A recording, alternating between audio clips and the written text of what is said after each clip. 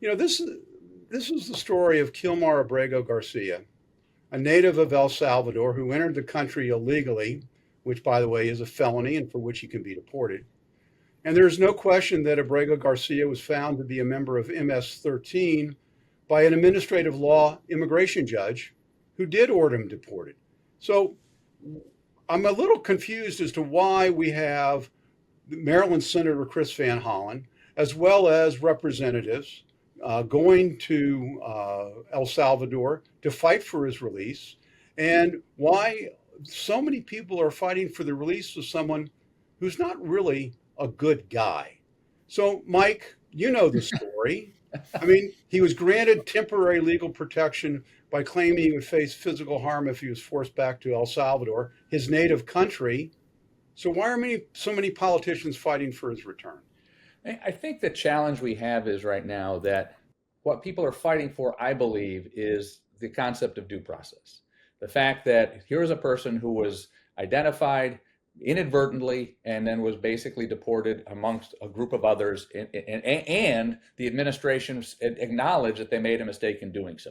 And so I think the point that you're trying to see Senator Van Hollen and others make is if they can do it there, they can do it to anybody and they can do it anywhere. And you're seeing video across the country of people basically being taken hostage by armed bandits, if you will, who are ICE, and then being deported to places in the country and then outside the country.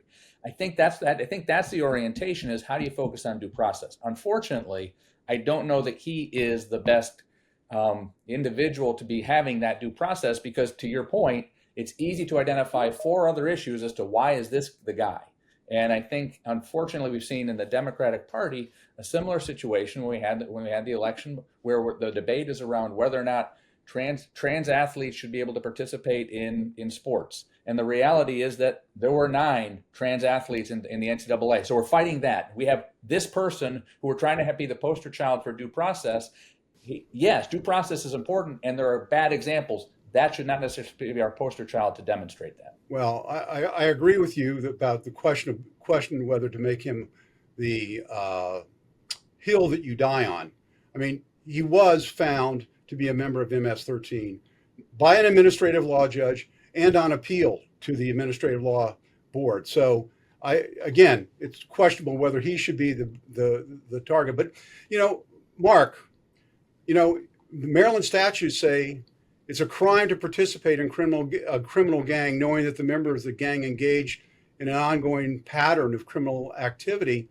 And, many argue that, we have a gang problem in Montgomery County and in the state of Maryland.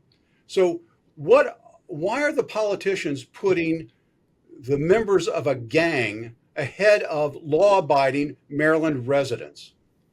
Well, I think he's not exactly the poster child for the due process, but this is broadly an issue of means versus ends. And he was removed from the country contrary to law.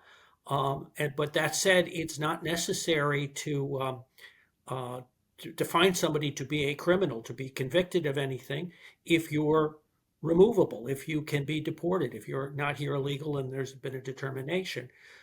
So that's really not the standard here. Were he to be brought back, which is what Van Hollen asked for, the immediate proceeding would be to turn around and send him back to El Salvador, or where that protection that he enjoyed in 2019 to another country. This is really the wrong case to make that argument. I guess I would push back. It's not necessary to find him to be a criminal in order to have him deported. Well, you're absolutely right. I mean, the immigration statute, by coming in illegally, is a felony. So, and you're deportable under the immigration statute. That's so not. You don't have to find him to be a member of MS-13 to deport him. That's actually not. Mike, you had some. Go ahead. I was going to make the observation, it's not a felony, and that's always been a complication in this process, which is that violating the immigration statutes is not criminal, and could get changed down the road, but that's not where it is right now. Well, thank you for correcting me. So, no, I was just going to say, I think the bigger issue needs to be and continues to be one of due process. Whether or not this is the poster child for that, I think remains to be seen. But I think that we need to focus on the lack of due processes taking place under this administration, and we need to find real examples. I think the fact that they acknowledge inadvertently that this was an error or a mistake, I think people saw as an opportunity to kind of run and make big hay with this one. But I think the due process piece is critical, and I think that people's rights are being trampled on.